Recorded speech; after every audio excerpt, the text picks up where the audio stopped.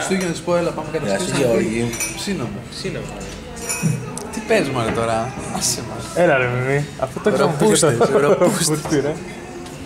Μονιατάκι σήμερα ήταν οι ροπούστες. Και... Hey guys. Hey guys και σαν να μην υπάρχει αύριο.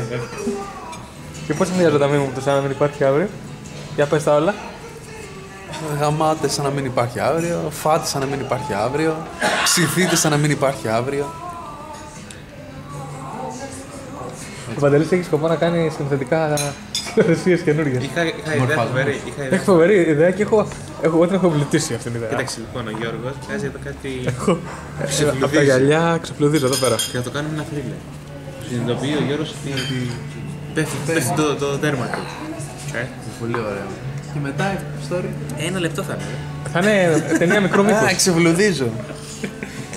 Αυτό ήταν Δεν έτσι. θα μιλάει, δεν θα μιλάει. Βλέμματα. Πανικόβλητο λίγο. Κάτσε, λίγο πανικόβλητο. Ναι. Τα μάτια, δεις πώς παίζουν τα μάτια. Πέρα εδώ, πέρα εδώ, πέρα εδώ. Ο πρωταγωνιστής είναι ο Μίμης πάντως. Τι αυτό, αυτός θα ξεβλουδίζει. Αφού έχω ξεπλουδίσει, αυτό δεν έχει καταλάβει. Εγώ σε κάποια φάση θα πηγαίνει. Όχι, ξέρεις τι, επειδή δεν μπορούμε να κάνουμε. Αυτό που δεν Επειδή δεν μπορούμε να κάνουμε το εφέ.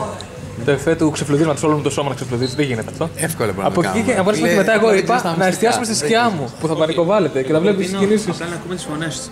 Όχι τη σκιά τώρα και Και να βλέπουμε την αντίδραση του φίλου. Ο φίλος. Σταμάτω. Ο Μίμης ήταν ο πρωταγωνιστής. Για τον Μπούτσινα, παιδιά, δεν μου αρέσει η ιστορία. Έλα ρε, Περικλή, εσύ τι γνώμη έχεις. Να κάνουμε this fall. Keanu Reeves, Morgan Freeman.